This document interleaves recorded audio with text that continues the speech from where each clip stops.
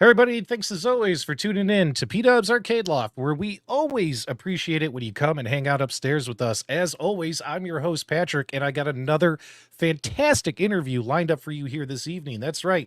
We had so much fun interviewing the Barrels of Fun team a month ago. I figured, why not? Let's get more of these pinball companies on because they have some great stories to share with us. And hopefully their stories will entice people like me and you to possibly go out to the arcade and play their pinball machine if they happen to be there in attendance. I'm pretty excited about having Chris Turner on as well as Brad Duke on from Turner Pinball. And I think you guys are really going to enjoy this conversation because we're going to be talking about an original theme pinball. That's right. We're talking about Ninja Eclipse coming soon.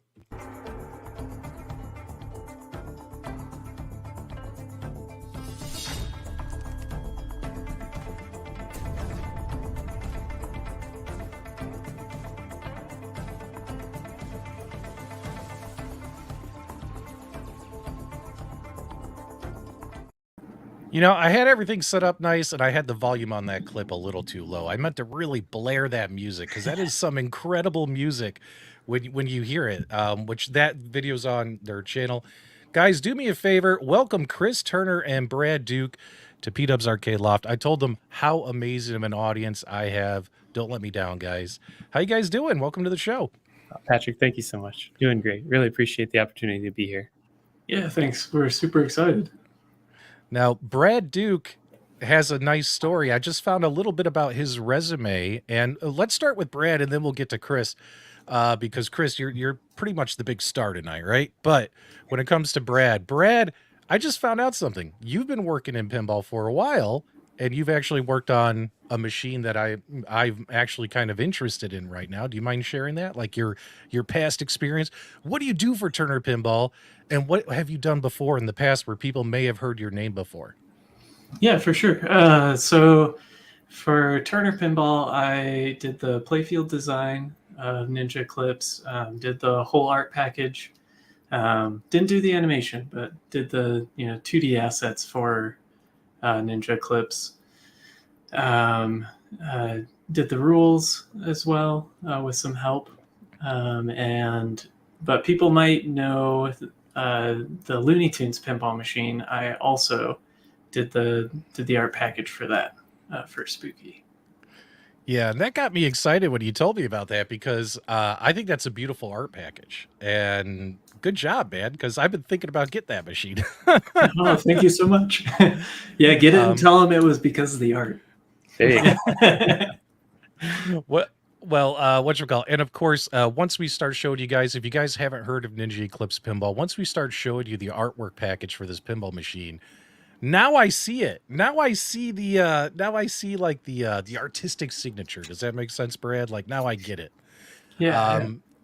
So yeah, wait till you see the photos that we have to share with you of the current version of the pinball machine. It has gone through some transformations over time. And all that kinds of stuff. So big shout out to Brad coming on. And of course, the man himself, the guy who's running the show over there, the head honcho, Chris Turner's here. Chris, how are you, man? I'm doing great. Thank you. So, Chris, I figured it'd be really great. I love hearing the stories, right? So, I figured we would kind of just start at the beginning. You kind of tell people what was your pinball experience like before you decided to start a pinball company, and then what made you start a pinball company? Like, let's start at the beginning, and then we'll kind of show the development of your machine and all that stuff. It sounds good. Yeah. So my history in pinball, when I was a kid, I remember my dad picking up like it was an old EM machine we got at a yard sale and fixing it up. I don't remember what it was. It's like some carnival theme, but I remember him fixing that up and playing it as a kid. I really enjoyed it. I would go to arcades occasionally, play pinball. I was not particularly good, so my quarters never lasted too long, but I always had fun with it.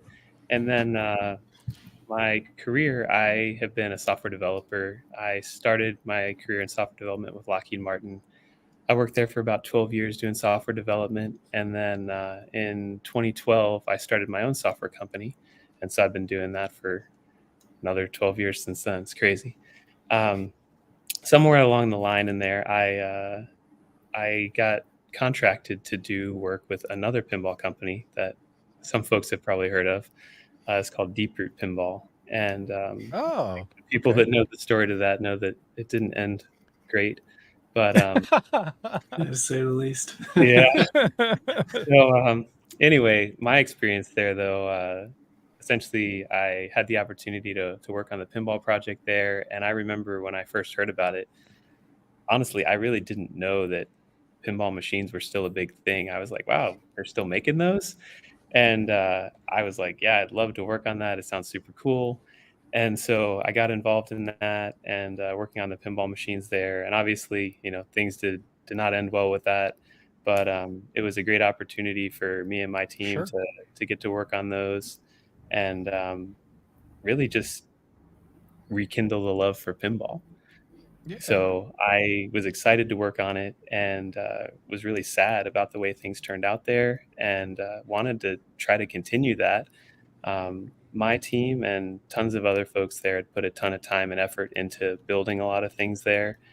And it really looked like all that stuff was going to get thrown away, which seemed like a terrible thing.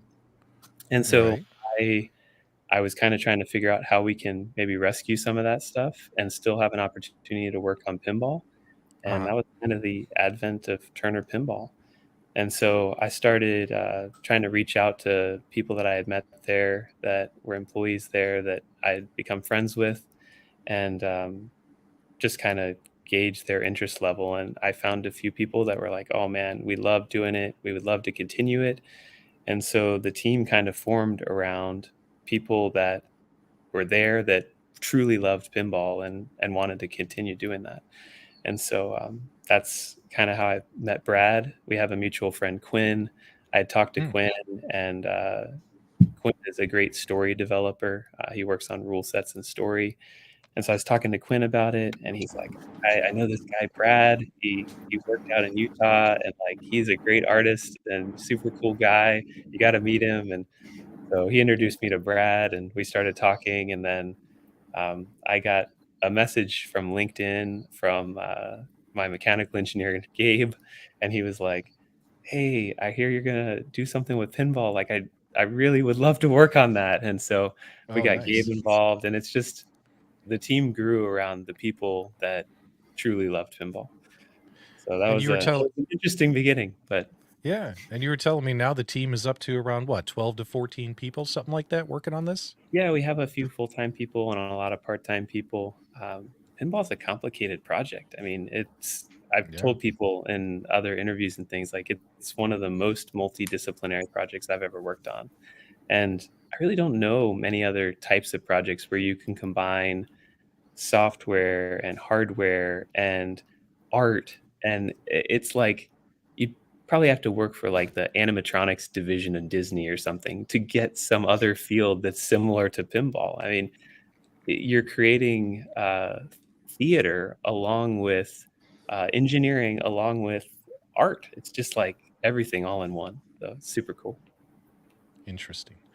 All right, guys, I got a couple quick questions for you from the live chat. Those who are watching, make sure you get your questions in. I'll do my best to sneak them in as we get through the show program tonight. I got a lot of stuff. Some of your questions, if you think I'm ignoring you, I might already have your question on my list of questions to ask. So just a heads up there, guys. But we got some interesting questions. Real quick, JJ would like to know, are you in the DFW area? And he just real quick, because we don't want to get too far off the beaten path. What did you program or develop at Lockheed Martin? Anything you're allowed to share? Yeah, so I am not in DFW area. We're in San Antonio area. And when I worked for Lockheed, the majority of that was in Orlando. And I spent about 7 or 8 years working on the logistics system for the F-35. Oh, nice. Nice. Okay. Okay. I'm surprised your first pinball machine wasn't like some kind of fighter jet theme then. I guess it could have been. It's just not what we came up with. Maybe that'll be the next one. Maybe that'll be the next one. There you go. You got. Sounds like you got some. Sounds like you got some experience. And we got a $2 super chat from Scott on YouTube. He wants to know if he's going to be able to play this game at Pintastic coming up very soon here in April. What do you guys got for him? Ooh, so we've had a lot of requests for shows. We've had requests for MGC, Pintastic, Pinfest, and some others. And it is hard as a new company to get to all the shows. We've really been focusing on TPF and Expo. However, we really want to get the machine out there. We want folks to be able to play it. And so I've kind of been talking with the team about opportunities to get out there. And Patrick, before the show, we kind of talked about this, but this is not an announcement we made public because we just made it today. Unfortunately, we will not be at Pintastic, but we are going to be at MGC. So Gabe is going to go up there with our machine, and the folks at MGC were really kind to offer us a space and to help us get the machine up there. And really, it's only a couple weeks away. So, we've got to get this machine on a crate and get it out there like right away. And so we're going to be doing all that. And then Gabe's going to go up there, and we hear it's a big show. I've never been, but I hear it's a kind of combination of the pinball community along with the gaming community and the arcade community.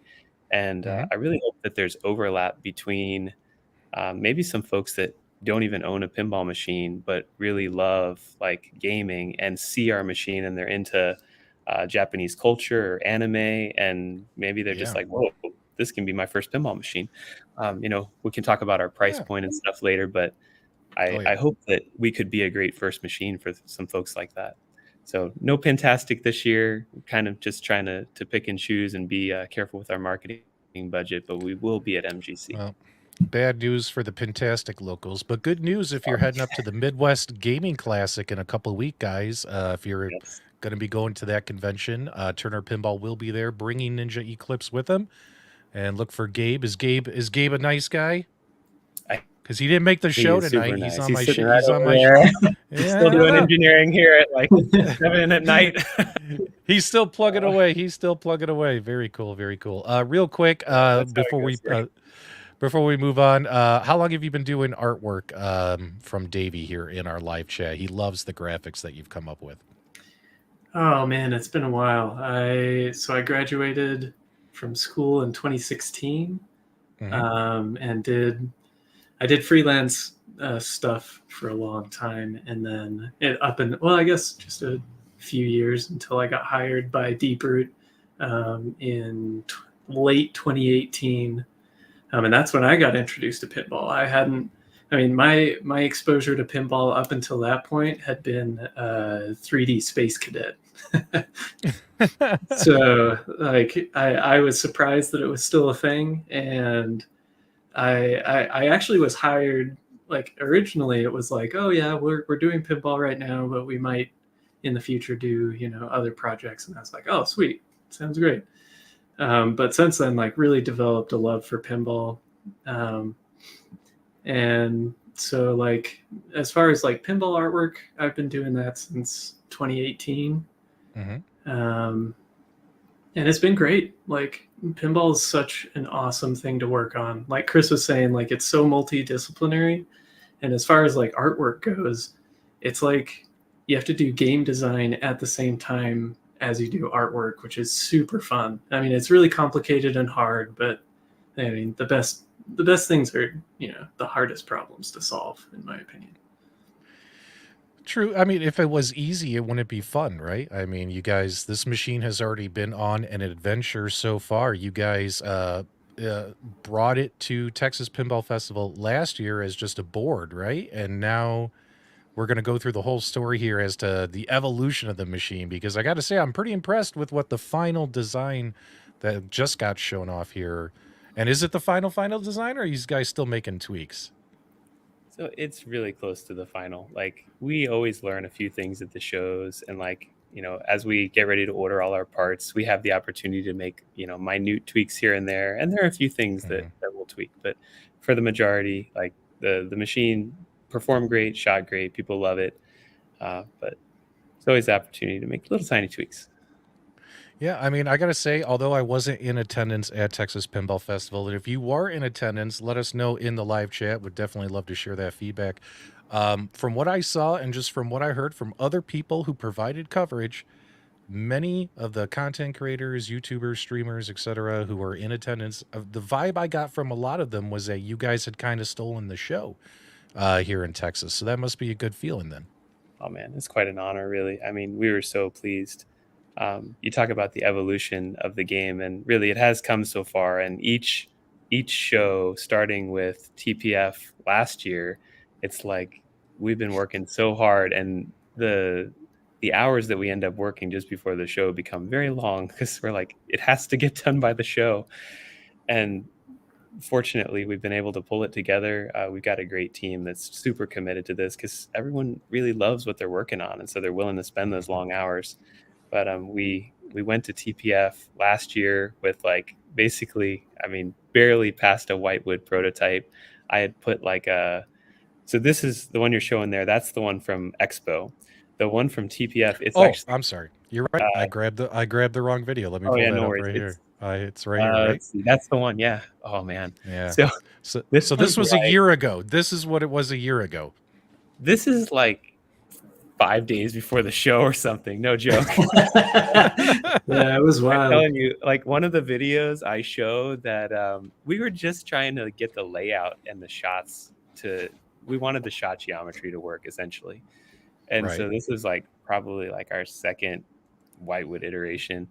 And then there's like a board that I had just cut on the CNC, and it's like over off to the side.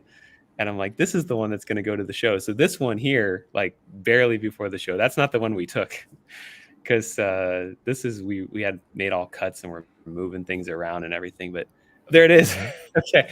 So that's the one that went to the show. And if you look at the date on this, I mean, literally it's like not even a week from the show, I think. And so we got everything together. I went to, it was like they print wraps for cars. And I was like, hey, I need to get these graphics printed. I'm like, Brad, we need to have something on the play field. He's like, well, it's going to take me a long time to put together the art. I'm like, no. We just need like colors. Just like make some colors. So Brad made us like this, just kind of color blocked art for the play field. And I think he reused. Yeah, it was so basic. So why, you know? Yeah. So walk me through this. Why would somebody want to bring just that to these conventions? That's a great question. So I wanted to be transparent in our process, and I wanted people to see what we were working on. I don't know, like, going forward, I think the right thing to do is like, we're going to work on things internally, and when it's ready, like, people are going to see it. But I think for this first game, I really wanted to take people along on the journey. And so I thought it'd be fun to show them what we're working on, to show some of the processes that we're going through, and let them see that development. And really, it was an opportunity for us to learn too, because to go to TPF that last year, I mean, we were just taking something that we're like, hey, like, this is idea phase right now. Like, what do you think? And does it shoot well? How can we tweak the geometry to make it better? And just gather people's thoughts. And I think people really liked it. I mean, it was like very, very early, but it was playable, and we had something in front of people to just start getting that feedback. And I think starting that feedback loop as early as possible was really important to me. And so that's why we went to TPF last year. And then, we iterated on that a ton to get to Expo in October. And so that was like the play field and everything was much more mature. It's very close to what we have now. Few minor tweaks have been made, but the cabinet is very different. So if you have that other video, you can show that. And like, Yeah. I've got that So one over here behind so me. we're talking what, March 2023. You just had that wooden board, and now we're at October. October now, right? Yeah, So so this is basically this is October 2023. Yeah. So 7 months later, you show up to Chicago Pinball Expo with this thing. And tell me about like that experience, and what feedback did you get that led to changes into the final version you have now? Yeah, so lots of feedback. So so feedback that some of it was hard, and I'll talk about that. But sometimes the hard feedback is the feedback you need, And Right, so right. I went through and really wanted to be open about our build process, but there were some things that we were working on, like this cabinet design, that I didn't want to share because like there's some proprietary stuff we were building as a part of it. And so Oh, I talked to mentors in the industry and like obviously the team, and we all loved what we were working on. And the feedback we were getting from the mentors we were talking to were like, oh man, it's going to be great.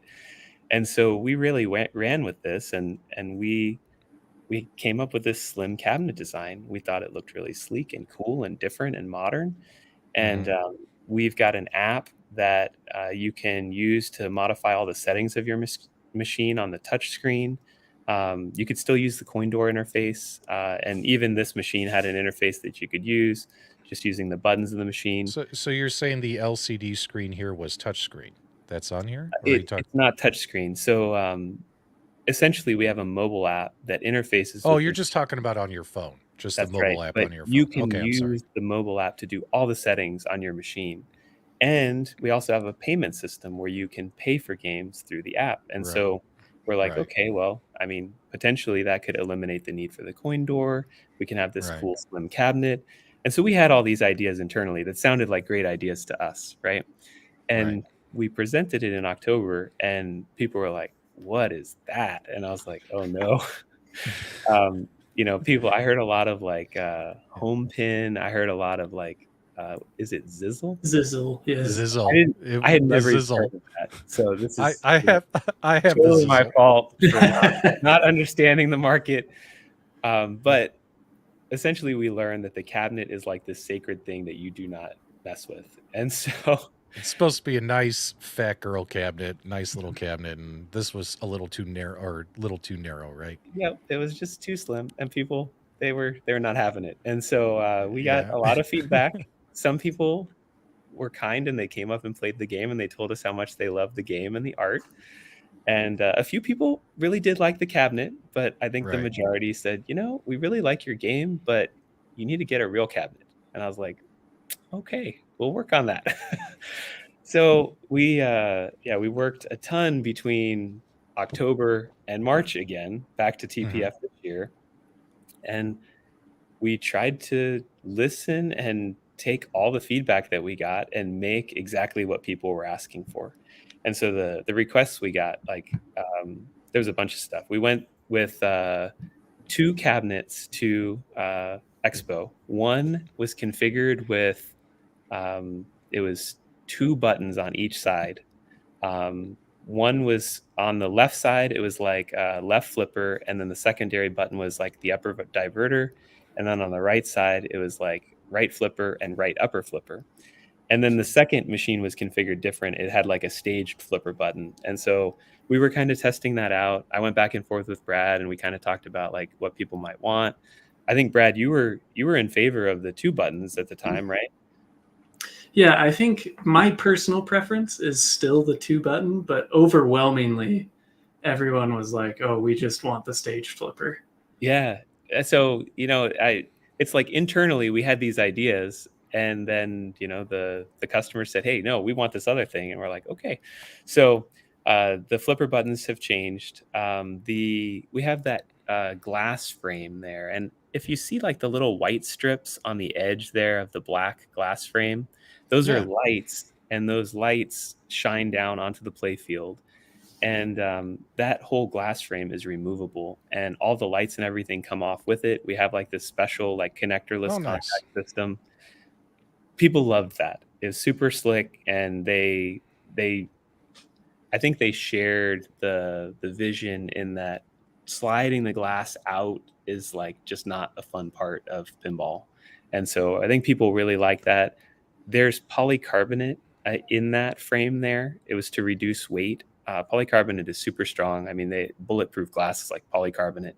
You can get abrasion resistant polycarbonate, which is prevents scratches. But people perceived it as cheap. It actually costs a lot more than glass, which is interesting. But the perception was that's cheap and we want tempered glass. And so that was another piece of feedback. And then the cabinet. They wanted the cabinet, standard cabinet with the coin door. And we also had a removable back box design, because part of this was we thought, you know, pinball is like this heavy thing and it's hard to get around. And if the back box just comes off, it's very lightweight. It had an open back. We thought, oh man, that'd be super cool. People wanted the hinge back box. They wanted the normal cabinet. So we kind of just said, okay, we're going to take all that feedback, and all of that rolled into what we brought to TPF. We've got the standard cabinet, the two normal flipper buttons. Oh, and by the way, what was the price that you originally were advertising here at Chicago Expo? And keep in mind, guys, the price only got better by the time they came to the final design. But what were you guys at on this? It was $97.77. And $97.77. Yep. So basically we talked with the team and our mentors, and we were trying to understand where we fit into the market. We felt like we were coming in at like kind of a premium level. And so we were told, hey, price in that level. And so we tried to target like kind of a Stern premium price point. And obviously with the small cabinet, I think that the small cabinet was perceived as very low value. And so I think people just were like, oh my goodness, what are you thinking, about that price? And so the price was a big factor as well. And that's something we worked a ton on, obviously, between then and TPF, because our new price, $69.94. It's quite a bit different. Yeah. Huge price. And like I said, the coverage I saw from a lot of people who were there when they heard the new pricing, everyone seemed pretty excited about the new pricing, because pinball pricing has been awfully high lately. I don't know if you gentlemen have noticed. It's totally true. Yeah, pinball pricing seems super high. And so talking to more members of the pinball community and more mentors and new mentors, we try to get feedback on everything we learned at Expo and bringing it into TPF. And some of the feedback we were getting was, you really need to target a Stern Pro price point. And at the beginning, I was just like, oh man, I don't even know if that's achievable. I mean, as a new company, zero economies of scale, it's a super challenge to do that. And so between October and now, we've worked on vendor relationships, trying to find new vendors to supply parts and get better pricing on our parts. Also, we were doing a lot of custom things in that cabinet, the October cabinet, right? That I thought people really wanted, but they cost us more to do. And so we had custom legs in that. The polycarbonate was very expensive for the glass frame. A lot of things that we were doing that were custom became standard, which I think is very desirable to the pinball community. So like standard legs, the standard size tempered pinball glass. I mean, just those couple parts reduces hundreds of dollars off our cost. And so it was a combination of being able to change to a lot of standard parts with the standard cabinet, and then also finding and making new vendor relationships that really helped. And taking a super thin margin. It's just, we really want this to work. We are passionate about building pinball machines, and we're trying to do what it takes to enter a market that's a challenging market to enter right now. Yeah. I want to get to that here in we got a couple quick hits in our live chat. Jason would love to know, DMD 15 inches? The LCD, it's a 15.1, I think, LCD. Yeah, it's Okay. like pretty standard. And Scott was asking what you think the final weight could be on this machine. North or south of 250 I'm looking pounds? at Gabe over here. Are we like we're probably going to be around 275-ish. So 270. All right, 275. And that leads us into what you just showed off at Texas Pinball Festival, which is what we have yes. pictured right here. This is the quote unquote final version, unless any other last minute changes pop up. And I'm noticing we have now the standard size pinball cabinet. We actually have a coin door Yes. on the front of this thing. And how was the reception when you showed this off at Texas Pinball Festival? It was absolutely incredible. Night and day. Like Expo, like I said, it was hard. As a team, we had worked so hard building something we thought the people wanted, and realizing like we were totally off the mark. And then we took everything that we learned from there and all the feedback that we got, and we brought this next model, and we got total affirmation that we did the right things, and it was so rewarding and felt so good. I mean, it was a huge sigh of relief for me. Brad, how did you feel? Oh man, it was great. I mean, like it was just really awesome to see people like playing it and enjoying it, and especially after fixing the cabinet stuff that people really wanted. It felt like people were finally actually playing the machine or like experiencing the machine, whereas before it felt like the cabinet and some of these other things that people hated were just like these huge barriers into actually like being okay with having an experience with the machine. So I mean, it was great. Good. That's good to hear. Let's kind of take a peek here. So kind of walk me through the theme and the artwork here on this cabinet, because a lot of people might say, okay, it's just a table about ninjas, but this actually has a pretty cool story behind it. Like if you guys actually went to Turner Pinball's website as well as their YouTube channel, I have links for all that in the description below, plus pinned to this live chat. There's actually a very interesting story that you guys are trying to tell with this pinball machine. So why don't you one of you guys walk me through the artwork here, and what is the story you're trying to tell? What is the world under glass you're trying to make happen? Yeah, for sure. I can take that, Chris. Yeah, please. So we have a writer on our team named Quinn Johnson. So he came up with this idea that that this big baddie that you see right there in the background, essentially, the story is about this.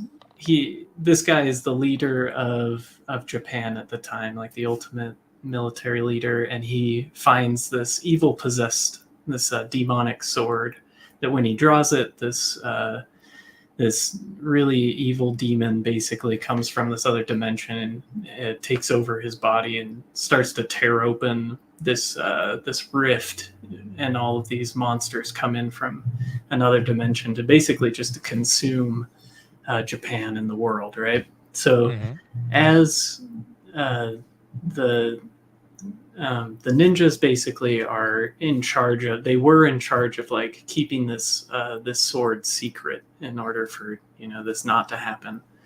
And when they fail, they need to use everything they've got to be able to like beat all these monsters and restore peace to the land. And this other girl on the side cabinet there, that's Akari. So her and Sho, the ninja there, are the two protagonists in the game. Akari is a shrine maiden. She has these sacred bells that she uses to cast magic and to help team up with Sho to defeat all of these monsters. And so a lot of the objectives in the game are things like you collect all these bells to power up Akari, which also helps scoring wise, helps with like your boss battles and things. And then you're also getting like blessings from deity in Japanese folklore to like help guide you, help allow you to defeat Oni Nisshoku, who is the ultimate baddie. Nice. So you fight through 8 boss modes, and only 8. Yeah, Only only 8. And then you get to the wizard mode, which is a 4-part wizard mode. And then if you beat that, there's another wizard mode after that. We got a great question from Jason here. As ninjas are masters of stealth, is there any hidden elements in the table that present themselves? There, originally there was some stuff that was like that I had toyed with putting in there, like a hidden shot that was around the corner, the right orbit that people could like plunge into. But for the most part, it's pretty. Everything's basically there. There's one shot, so there's a shot on the right or the right ramp that's on the interior of the right ball guide to the right ramp. And so essentially you have to hold up your upper flipper and use your left flipper to bounce a ball off that upper flipper into the target that's kind of hidden. Otherwise you can't hit it. Oh, okay. I got you. All right, we're gonna pull up some video here of some gameplay for you guys. Quick question: the LCD, does that have an HDMI connection for people who are like streamers? Because that's becoming a big thing now. People streaming pinball. It does, yeah. There's 2 HDMI outs on the computer, and so perfect. That's how we ran. Perfect. Yeah, that's a nice way to do it. So who do we got playing the machine here? That's Collier. He's a local pro here. I met him at our local arcade, and he has been helping us with game testing and tweaking rules and balancing scoring and things. And so he was the perfect one to play through the game, because as much as I would love to do that, Collier is orders of magnitude better than I am. So, yeah. I gotcha. Well, I'm going to skip ahead here to where we get into some gameplay. He does this is a fantastic job he posted on your YouTube channel, kind of walking people through like all the rule sets and how to play and stuff. But let's get into some action here. Let's just listen to him having a good time. Now, hopefully you guys will be able to hear the audio here. To scoop. All right, so I'm going to go ahead and try to light my battle as the first business here. I got one shot on the drop target so far. I'm going to try to hit it again here. There we go. And battle is lit. So I'm going to go ahead and start the battle. And let's see, which one should I start with? One of my favorite battles to play will be this one. All right, so in this mode, the giant squid, you're going to have ramp shots. And I feel like everybody loves a good ramp shot mode. Let's go ahead and start this one off. Now, if I play it just right, I can combo the center ramp with the right ramp and get some extra combo value out of that too. So close. Love that Kraken monster. Yeah. Strike Guardian statues to light Kami. So Brad, you did all the artwork on the like the animations too. Sacred bell collected.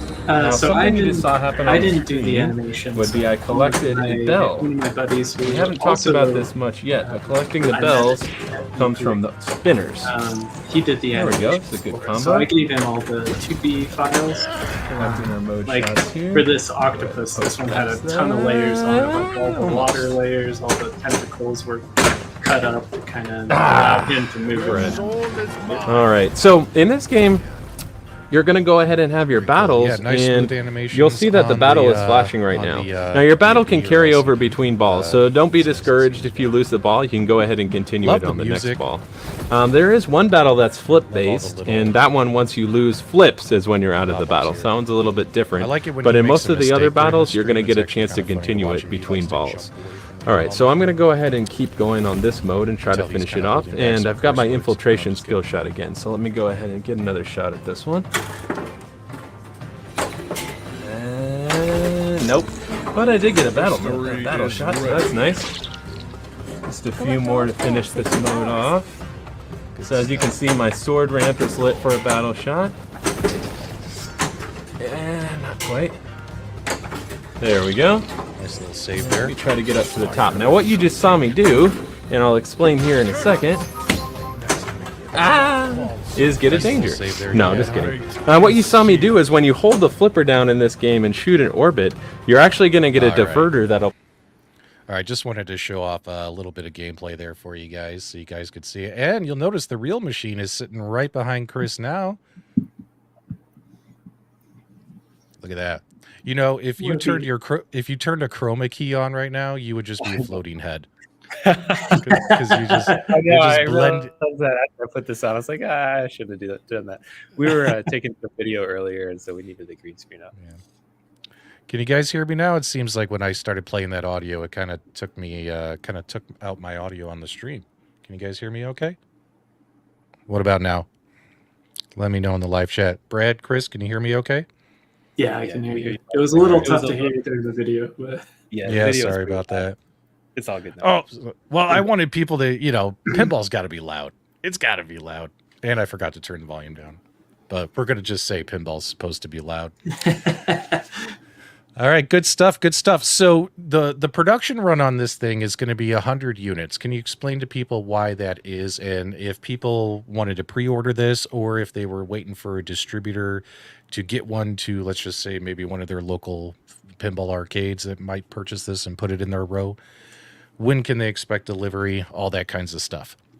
Yeah, so first of all, the limit to 100, we're doing that because we're trying to start small. I think the 100 is achievable. If we came out and said we're going to take 250, 300 orders, I think that would be hard to do in the space that we've got.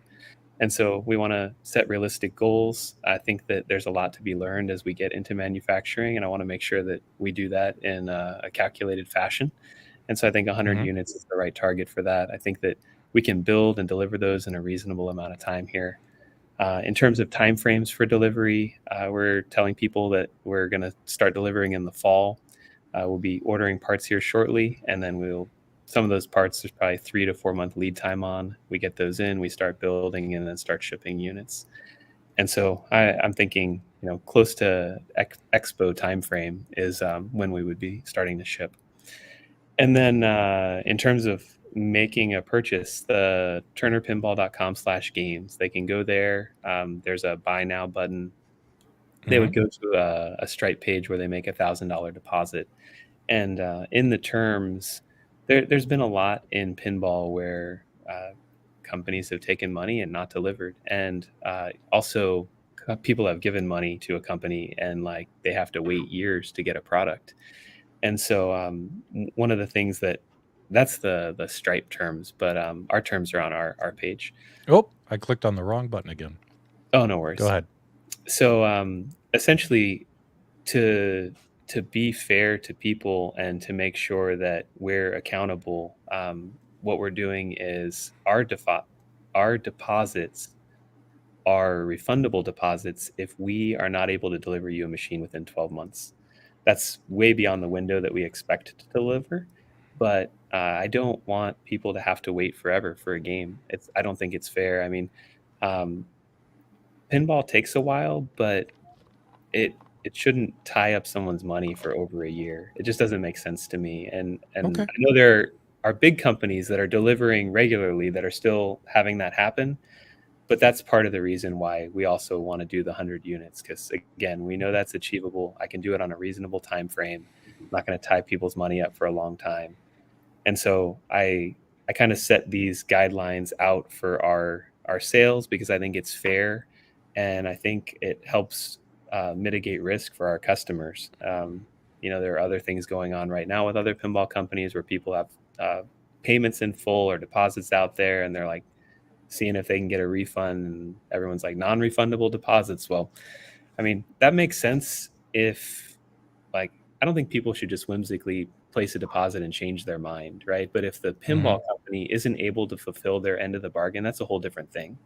And so I think in that case, deposits should be refundable, and that's our policy.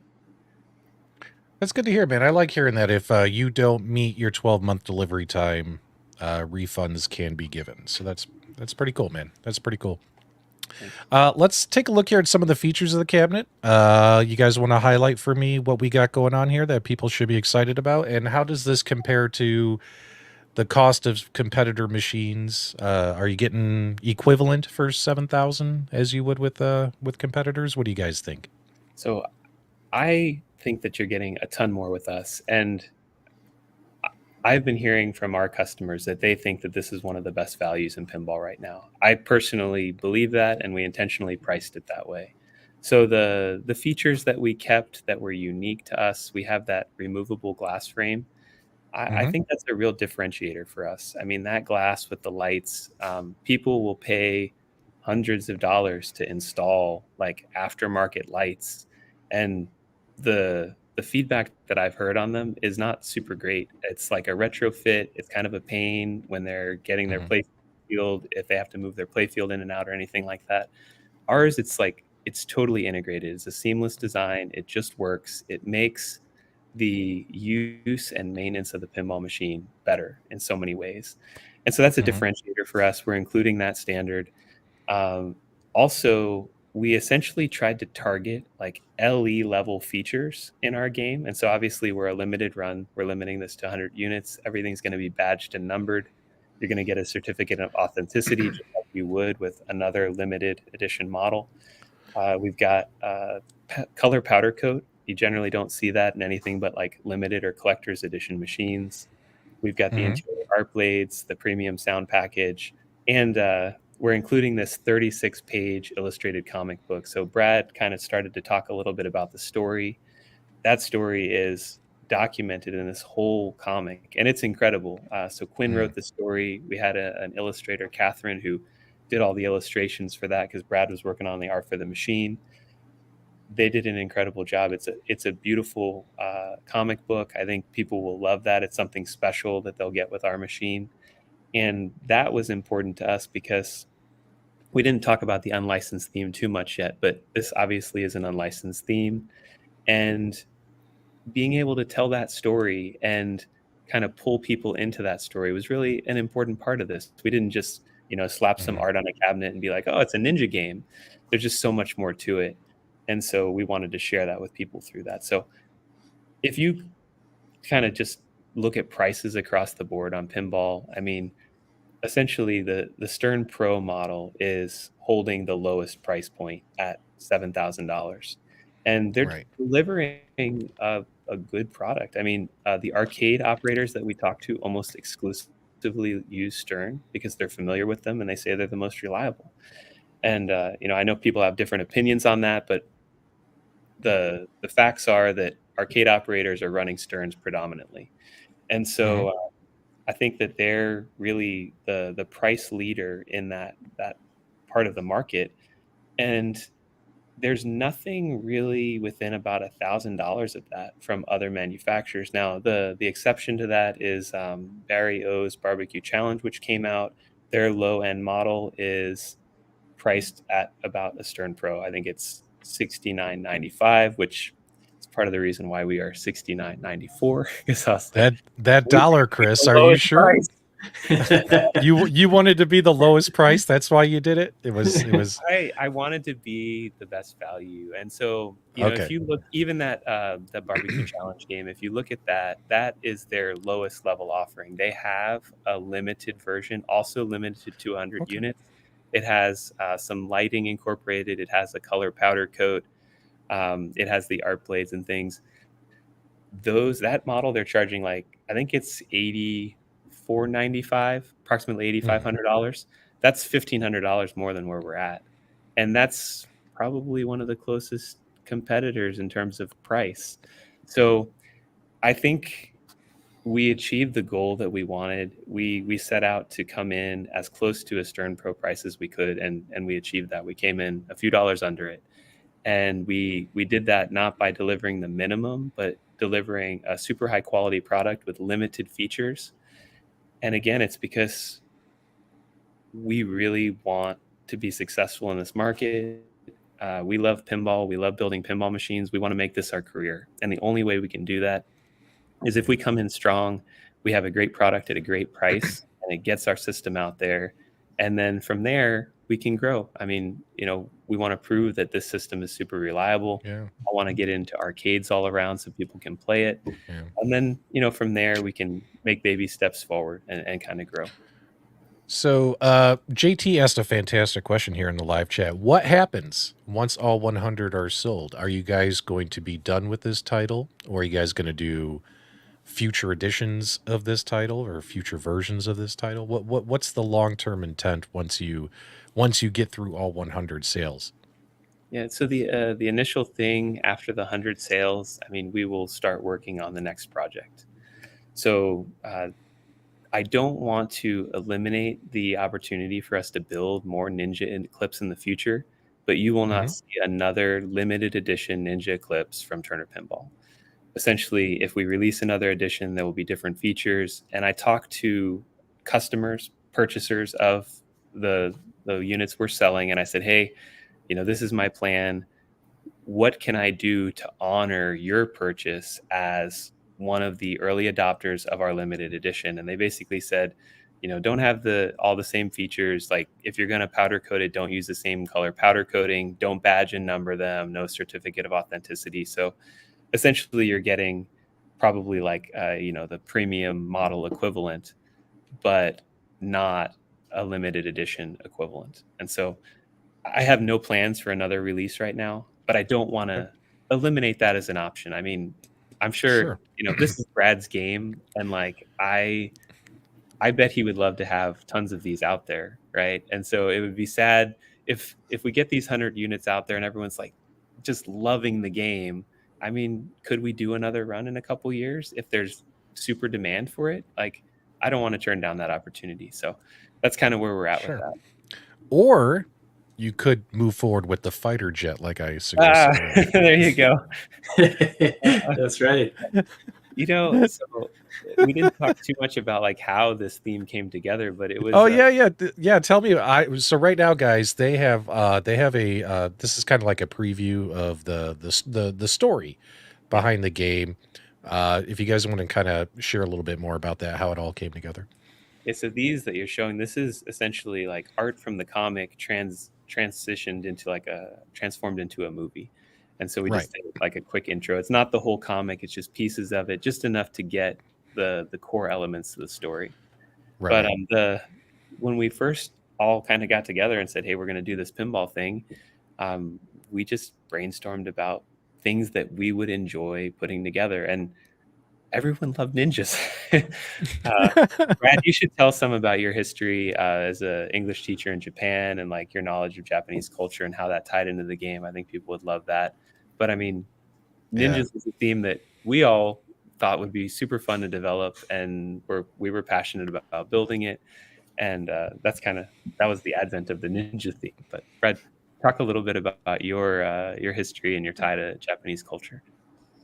Yeah. So, I mean, some of my favorite movies when I was growing up were Western movies, like like Good, the Bad, and the Ugly, kind of like the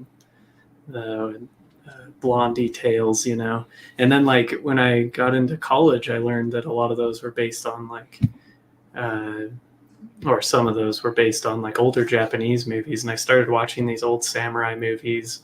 And I just loved it. Like I've taken, like at school, I studied a lot of like film stuff, storytelling and things like that. And so I have a lot of influence from a lot of like these Japanese films. And while I was at school, I studied some Japanese enough so I could go teach English in Japan for a time, not for too long, but a little bit of time. But I got to live there, and it was just super inspiring creatively. Like it's such a different place from our Western culture, and so a lot of that iconography and just the visuals there were so inspiring.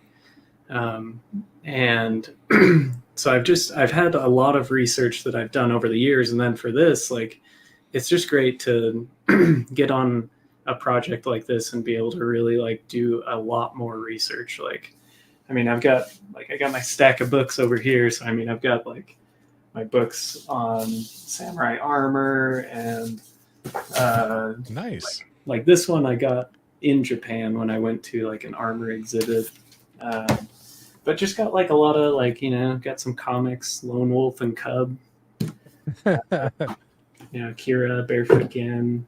And you use a lot of those for inspiration when you were coming up with everything for this game. Yeah. So a lot of thought, a lot of research went into, all the bits in this game. Like we really tried to incorporate the story into as many elements as possible. Got a request here for a spaghetti Western theme for your guys' next table. Sounds like you guys have a passion for this kind of genre. They also have a passion for Lockheed Martin fighter jets, guys. So can we not Martin spaghetti Western? Can the live chat not put the lid on the fighter jet theme table I want? That would be great. I'm just horsing around. Chris, as we're getting near towards the end of the show, I just wanted to say thanks so much for you guys for coming on the broadcast, sharing kind of the story behind this machine and the pricing.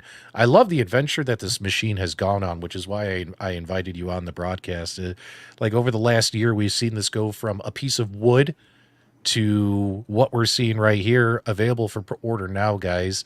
If you're interested, if not, hopefully you can play this at one of your local arcades. Tell your local arcade to pick one of these up.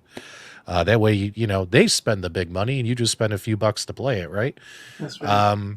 But this looks fun to me. Like I love the artwork and I love the music when I'm playing, and I'm hoping I can get this to play this in person sometime soon. Because again, I've only been able to watch it and experience it through others. So I definitely want to actually get my hands on this thing soon. So yeah. But what can you tell us, Chris? Why should people play your pinball game? Well, we're a passionate team of people that really love building pinball, and we put our heart and soul into this product. I think that Brad is an incredible artist and designer, and this is a showcase of his talent and his work. As I said, our whole team, we've got a great team of engineers and artists and developers, and we love what we built. I think the feedback that we're getting is that people are loving it too. I think the more people that get to play it will see that we've got something really great here, and we're trying to bring great value. So I hope they'll try it, they'll play it. I hope they love it. I hope they'll take one home. And we've only got 100 of them, so don't wait too long. That's right. Yep, they are available now. You can get your reservations in, guys, if you're interested, or tell your local arcade to pick one up. That way you can just come and play it from time to time. That's what I would do as well. All right, so this is pretty cool, man. Thanks so much, guys, for coming on the show. I greatly appreciate it. Brad, any final thoughts? Oh, man, you guys should play it. Get one, play it. It's awesome. Yeah. Scott Parisi is saying, "Hey, if we use a coupon code PDubs, can we get free shipping?" I don't know, man. I don't know if they're gonna be. I don't know if they're gonna be giving away free $400. Afford that, yeah. Come on. Hey, Scott, if you pay for your shipping, I'll get my fighter jet game. That's all I got to say, man. So you know what I mean? Don't kill the dream, bro. Don't kill the dream. All right. So do me a favor, guys. Make sure you check out all the links in the video description below. Make sure you guys follow Turner Pinball on their YouTube channel to stay up to date on the recent developments, as well as they have a Facebook, they have a Twitter, all that stuff. I think I have links for it all in the video description below. If I forgot them, I'll add them immediately after the show's over.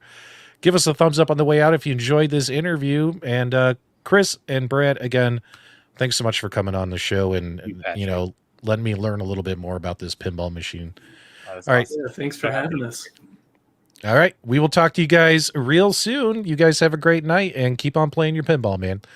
Let me where's my this always happens to me. I always forget where my stuff is. All right, here it is right here. All right, guys, we'll talk to you real soon. Thanks so much, guys. Go buy a ninja. Go be a ninja. Go buy a pinball machine. We'll talk to you later. Get out of here. Bye.